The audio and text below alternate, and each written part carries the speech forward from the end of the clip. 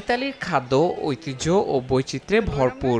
জনপ্রিয় খাবারের মধ্যে আছে pizza, pasta, lasagna, risotto, mix fish fry, calamari, tiramisu ও জেলাতো।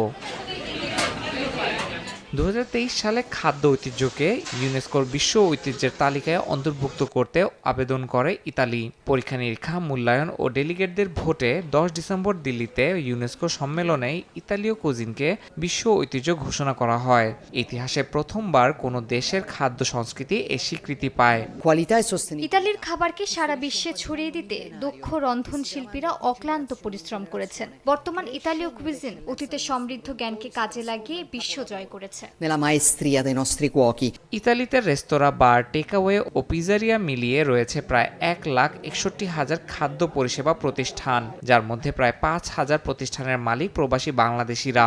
এর বাইরে দেশটির বিভিন্ন পর্যটন শহরে লক্ষাধিক প্রবাসী Bangladeshi chef, cook, pizza master, kitchen সহকারী ও ওয়েটার হিসেবে কাজ করেন। তাই ইতালীয় কুজিনের বিশ্ব ঐতিহ্যের স্বীকৃতিতে প্রবাসী বাংলাদেশিরাও খুশি। ইউনেস্কো কর্তৃক ইতালিয়ান খাবারকে বিশ্বের সর্বোচ্চ সম্মান দেওয়ায় আমি অনেক গর্বিত এবং আনন্দিত। হাজার হাজার বাংলাদেশি শেফ, রেস্টুরেন্টের ওনাররা তৈরি হচ্ছে। সেই হিসাবে আমি একজন বাংলাদেশি ইটালিয়ান হিসাবে নিজেকে গর্বিত বোধ করছি।